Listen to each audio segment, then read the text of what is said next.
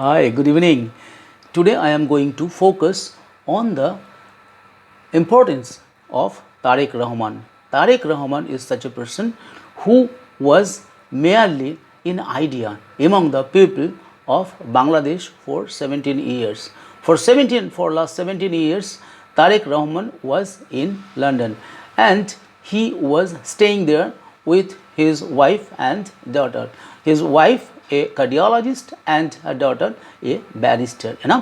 Why did he come back? He came back after the student-led strife or student-led strike or student-led movement held last year in the month of July and August that ousted the 15-year-old Prime Minister Sheikh Hasina, 15-year ruled Prime Minister of Bangladesh, Sheikh Hasina, and Sheikh Hasina has now taken shelter in India, and she has been living since then in India. But Tarique Rahman is a person who is very soft-spoken, who is sober, who is liberal, who is not, I would not say he is a bigotry people. I would not say he is a very he is a very compartmentalized person. I would not say that he is a very fundamentalist person. I will not say that he is an ignorant of politics. Understand, he was a student of international relations.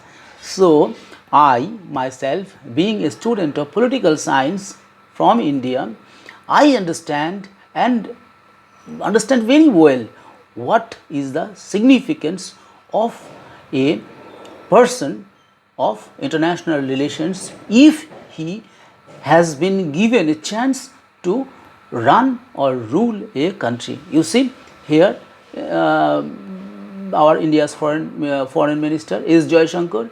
Hamid Karzai, you have heard, he is an ex-prime minister of Afghanistan. So these are the Barack Obama and a constitutional law expert. So the people who belong to political science or international relations or public administration are the best people in the world to run a government, because they know what is the role of a government, what is the role of a neighbor, what is the role of opposition parties, how to control what is nationalism, what is freedom, what is rights, what are fundamental rights, what are human rights. Only though these things are known by a political scientist. But the advantage of students of international relations is that they know better how to deal with neighbors, how to deal with big powers, how to deal with small powers or medium powers. So only international relations students can do that. So in that sense, Tarique Rahman is the best fit for Pakistan. But you see, I am not saying that Dr. Muhammad Yunus, Professor Yunus, was a misfit. Many people from India, also many people from the world criticize Mr. Yunus, Professor Yunus, but I do not criticize, because I know how difficult it was to rule in such a chaos situation, because there was a political turmoil, there was an economic turmoil, there was anarchy when he came to Bangladesh to become an advisor of an interim arrangement, I would say. So it was really very different situation. Otherwise, he being a very famous, very rich political, very rich economist. Even sometimes people say that he has done more than Professor Amartya Sen in India, because Professor Amartya Sen has done for a particular section of the society, or maybe he has written, but he has little contribution towards the society directly. Professor Muhammad Yunus has first introduced Grameen Bank, and which helped to become economically independent to millions of women across the world. At first in Bangladesh. So I know, and when I was doing my research on women's empowerment in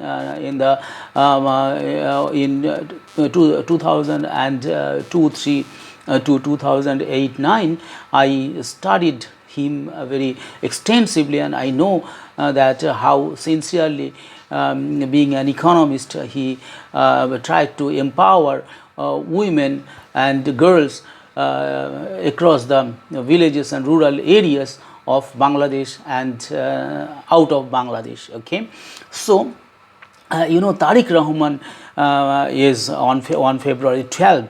That long period of absence ended decisively when he led the Bangladesh Nationalist Party to a sweeping national election victory, positioning himself as Bangladesh's next prime minister after 17 years of self-imposed exile that had ended just over a month ago.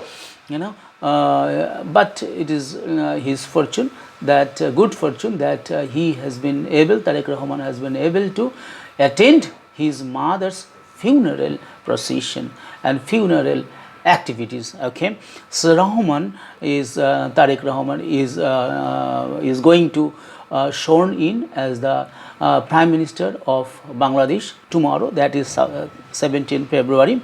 And the function will be, the ceremony will be attended by more than 200 foreign dignitaries, including India's Speaker, Mr. Om Birla.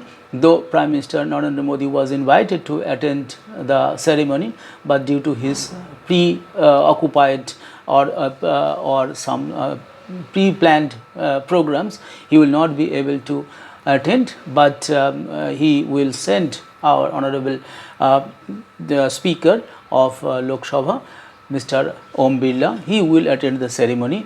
Along with him, many foreign dignitaries are expected to attend the function, and I think that it is going to be one of the best swearing in ceremony in Bangladesh. This 60-year-old man Rahman was shaped by politics from the beginning. He is the elder son of late Bangladesh's President Ziaur Rahman, one of the architects of the country's independence in 1971, and the late Begum Khaleda Zia, who would go on to become Prime Minister twice. Power and politics were not ambitions he chose, they were his inheritance. Okay, so because when his mother was the Prime Minister of Bangladesh, he never became an MP or did not take any political post. Rather, he chose to do business in leather or in agro-based economies, okay, agro-based products. So, and Ziaur Rahman was assassinated in 1981 when Tarique was still a teenager. So the killing left a permanent imprint of his life and on the BNP's or Bangladesh Nationalist Party's political memory. From the point on, politics in Bangladesh became increasingly personalized, polarized, and unforgiving. Tarique grew up inside that storm. So by the late 1990s and early 2000s, he had managed as the key organizer within the BNP, especially at the grassroots level. He was energetic, assertive, and unapologetically partisan. Supporters saw him as the future of the party. Critics accused him of operating as a power center outside former formal institutions, that reputation would follow him for years. The exile years.